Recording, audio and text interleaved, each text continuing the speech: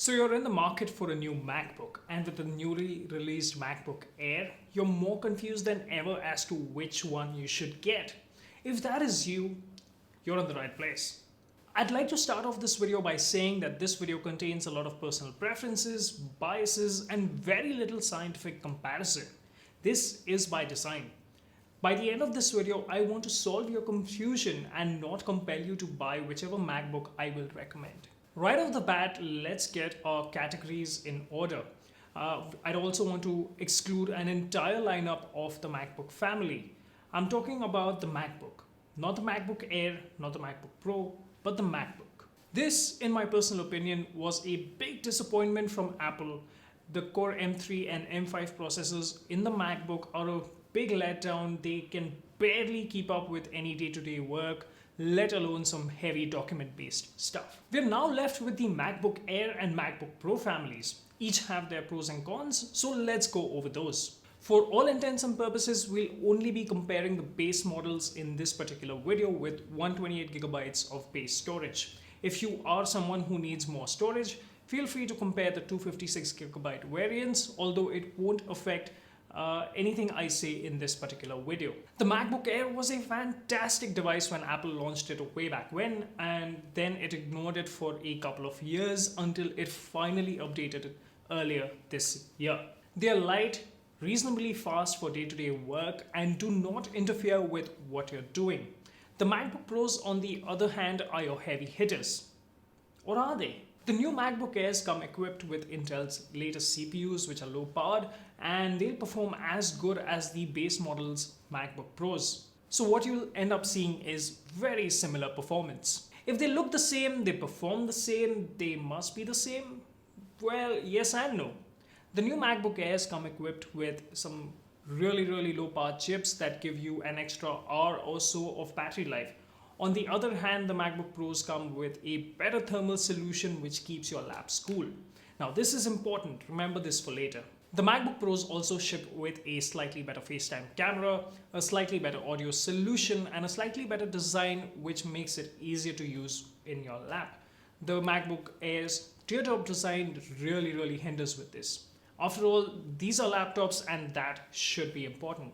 What really sets these two apart are the displays. The new MacBook Airs also come equipped with a Retina display, however these lack the wider color range that the MacBook Pros offer.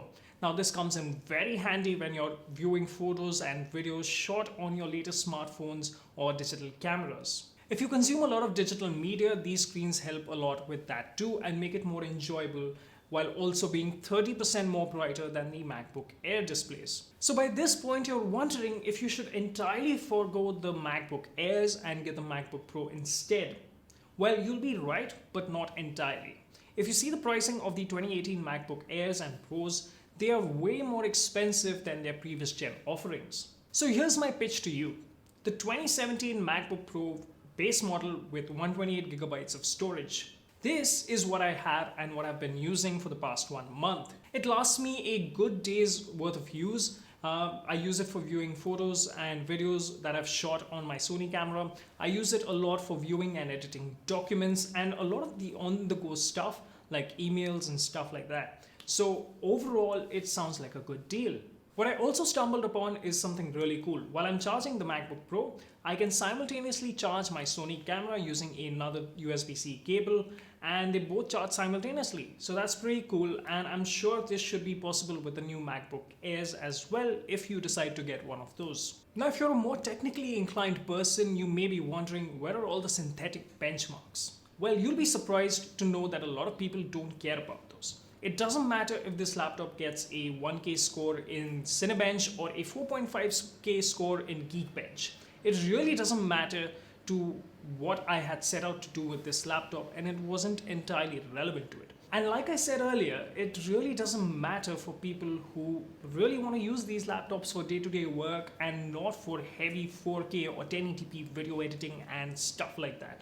It's just your day-to-day work, like browsing the web, viewing photos and videos, watching a little bit of Netflix and YouTube and stuff like that. It really doesn't matter for all those things. Document-based work, viewing photos and videos, streaming media, a little bit of light photo editing, and these MacBooks can handle it really well. The 2017 MacBook Pros, however, are a lot cheaper compared to the new Airs and Pros, so my decision was very easy and almost made for me by Apple. So I'll leave my affiliate links down in the description if you want to check out prices for these in your local Amazon stores. And let me know if you agree or disagree with my assessment down in the comments. I'd love to discuss. If you'd like this video, hit the like button. If you disliked it, let me know down in the comments why you disliked it. And if you're new around here, don't forget to subscribe. I'll see you around.